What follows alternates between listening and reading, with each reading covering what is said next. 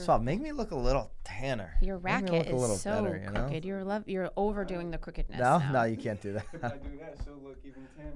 No, don't do that to Oh, me. I don't look that tan though. I feel like I'm fading. That's what we should do. Like we should do like the 50 Shades of Nicole.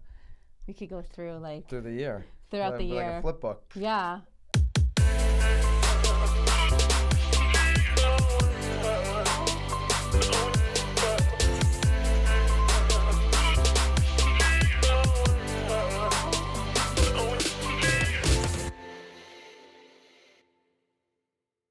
This is Byron Lazine and Nicole White, and you are tuned into episode 92 of The Real Word. Word is up. The word is up.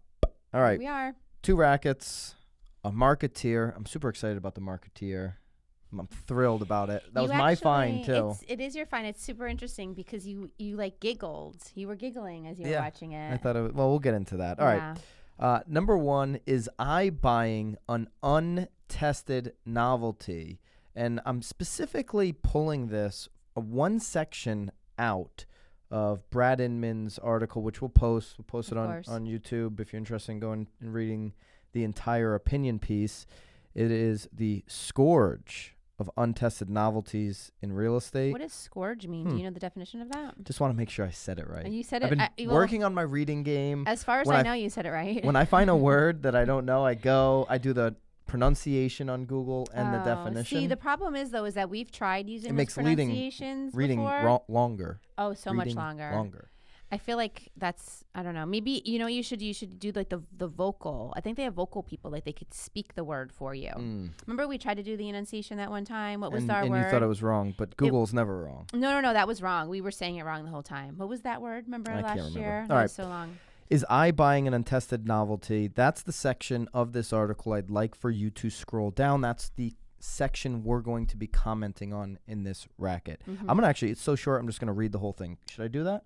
This is going to be fun. This will be fun. All right, let's see how badly I butcher it. In May of 2017, Zillow gave Inman the exclusive news on its iBuyer test in 2 cities, Vegas and Orlando. We gave the story a big splash. This is Brad's words. Gave the story a big splash because it showed signs of Zillow morphing into the transaction. Okay? Signs of Zillow morphing into the transaction. Our instincts were correct. Of course they were. They were correct. But at the time, a Zillow exec taunted me. Why the big deal? It's just a test. Yeah, right. Yeah, right. iBuying is not a novel idea. This is all Brad's words. Investors have always bought houses, true. But the scale of the iBuying movement is untested. Suddenly, these private equity tech duets are spending billions of dollars buying houses. Boom or bust, no one knows yet. No one knows yet. Private equity is a little, but anyway. Have you ever talked to anybody that's actually sold their house that way? I would love to. That would I be talked to somebody in New York recently. This table's very wobbly. It's always wobbly. Talked to somebody in New York that actually bought their house from Zillow. Bought it from Zillow. He's an agent. But I'm wondering. And he bought the listing? Zillow-owned house. Interesting. Yeah.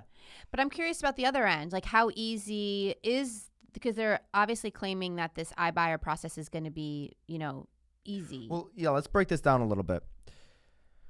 So Brad's saying iBuying is not a novel idea. And we agree. If you've watched The Real Word, we agree. Like, the telephone polls, we buy houses, just investors sending out mail or doing whatever they can to connect with attorneys. Like all that, local investors, flippers, whatever you want to call them, that's been going on. Agree with you.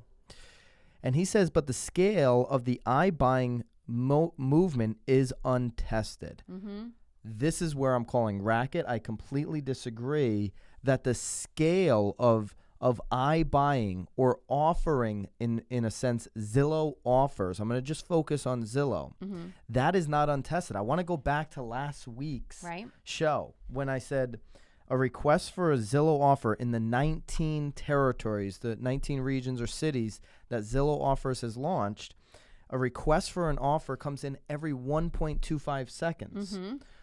So what's not untested is that at scale, if you offer the opportunity to buy somebody's house with no strings attached, despite the fact that it's at a massive discount, at scale, Zillow Offers will generate a ton of leads. Zillow doesn't have to win at iBuying. They have to win at generating leads for a fee or a referral fee or whatever. Right. And that game, they are not only winning, but they are running away with it. Right. Absolutely. So to me, iBuying doesn't have to work at scale because its purpose is already working at scale. They may even... Well, the purpose for Zillow, for sure. And we covered this. They may even continue to lose a couple thousand per house that they personally iBuy and then resale. But it's a trade-off for all of the other leads and income that they're going to generate by being the one that hands the real estate community the lead. Right. So I guess it depends on how you're looking at the iBuyer platform. Are you looking at it being successful as a purchase, or are you looking at it being successful as a lead? I'm looking at it as being successful for their business model. Right. And I think long term, that's what's you're talking about Zillow. Yeah, I'm just talking about Zillow because he's talking about Zillow here. Yeah. Hero is iBuying an untested novelty. Okay, well, I think for Realogy, it is because they haven't shown us any data, even though today, for example, they just announced a revamping of their iBuying program for 5 different brands, Better Homes and Garden, ERA, Century 21, Coldwell and Sotheby's, right? Yep. So they're revamping their program, but they haven't shown us, and I haven't, and this is just Denver and Dallas with Realogy, right? Yep. But they haven't shown us their ability to generate an offer every 1.25 seconds. Zillow has scale, mass awareness in what they're doing and providing to the consumer. So if you just left it as Brad is, and I love Brad. We love Brad. I love that email he sent us that one time. You guys are doing a great job. Appreciate you, Brad. Did I receive that email? Yeah, I think I forwarded it to you. Oh, awesome. So it went to you. And no, I think it did go to both of us. Okay. You probably didn't read it. Thanks, Brad. Is iBuying an untested novelty? For some, I think, yeah. I think when you're looking at Zillow's business plan around this, absolutely not. And he's right at the very end. He says, boom or bust, no one knows quite yet if iBuying is going to be the way people transact. I'm pretty certain it's not because people want the most for their money. Yeah. But I'm pretty sure that 5% of people, 10%, 15% maybe over time, will find this useful in their real estate transactions over a period of their life. Potentially. Yeah. All right. Bracken, anything else on the No, iBuying? I think you've covered it. All I think of it? it's well for the most part. Yeah. I mean, I'm kind of excited to see how it all goes. I mean, EXP is sort of launching theirs now. Everybody should be launching. They should. I mean, we've been talking about it for months that we should be putting it on our site. It's definitely more of a lead generator because I can't imagine, unless you're in like dire straits or you're just wanting to get rid of the property, like ever really sort of going that route. Yep. But I mean, investors are getting rock bottom prices on properties all the time. So it could be. I'm actually just really curious about the process because the iBuyers, as much as their main business is to generate the lead, I feel like the way that they're presenting it is to make it as smooth as possible, which obviously is what's getting the sellers to actually click the button. Yeah, I'm just curious what that actually is like on the other end. Like, is it really as easy as they're saying? In terms of the transaction? Yes. There's going to be some speed bumps there for sure. They're using local contractors and all this kind of stuff. But what is not a speed bump and what is not untested, this is about as untested as air. Zillow's ability to generate leads better than the real estate community. For sure. All right, racket number 2.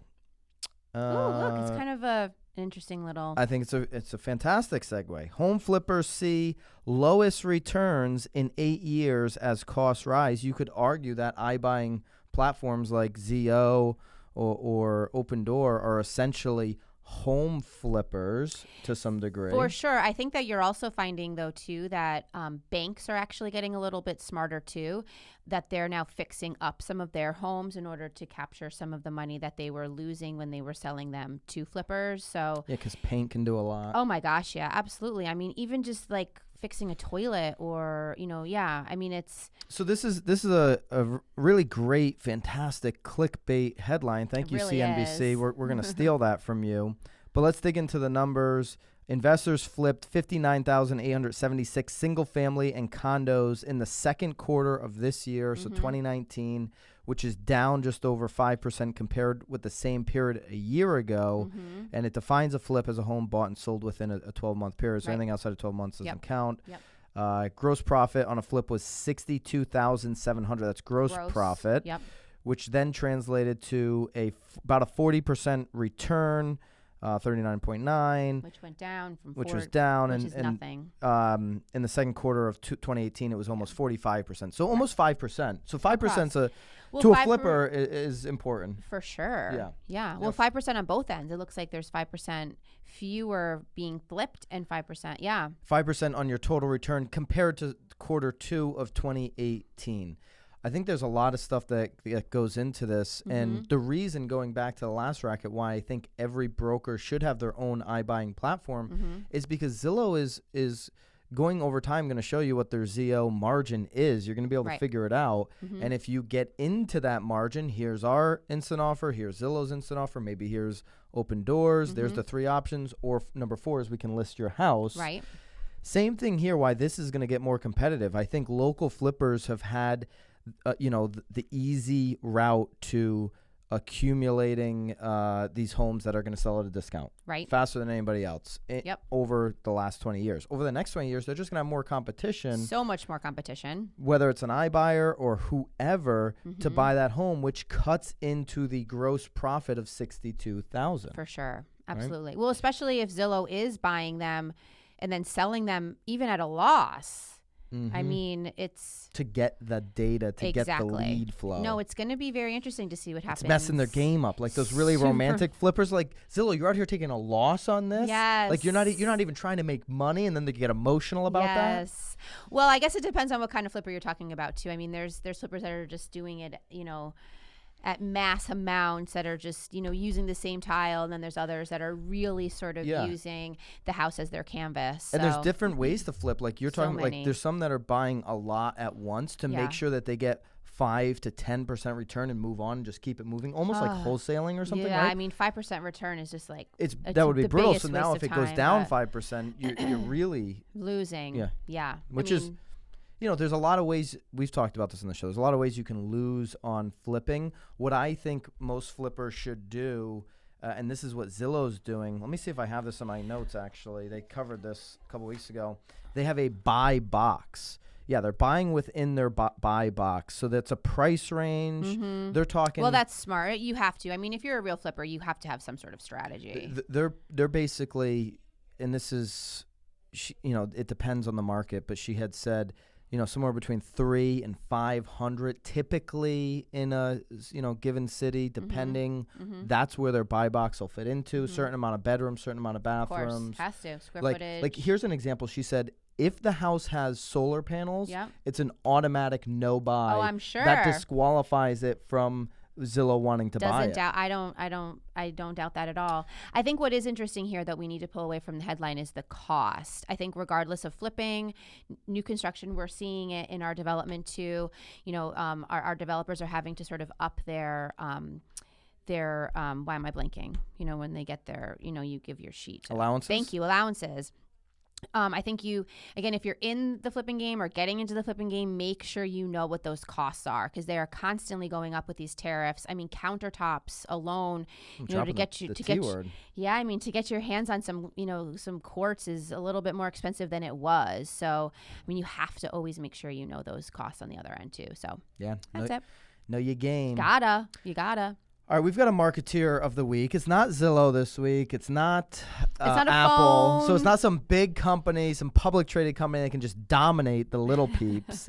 This is, I'm not even going to call him a little peep. I think he's a dominator from what I can see in the real estate industry. Where is he? He's in South Carolina?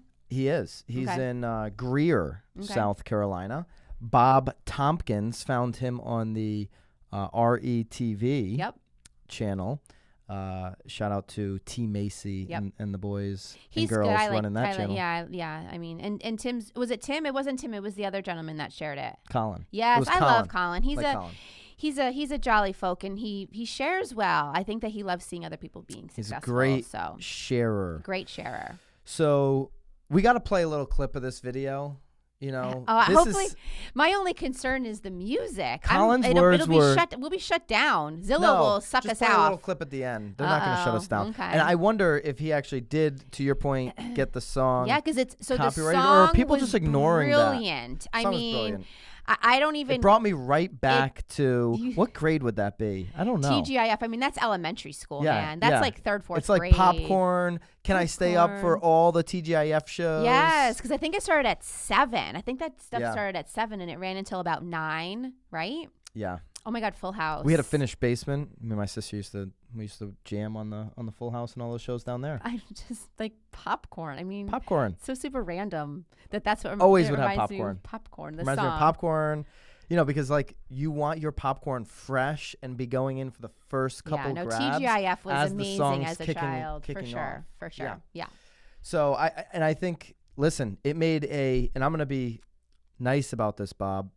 It made a super average home really worth watching. We've been having a lot of trouble on our end, Bob. I mean, I feel like there were some staging things we could have done in that house, but okay, that's fine. Yeah. But I didn't even notice them because I was so wrapped up in the song, and him.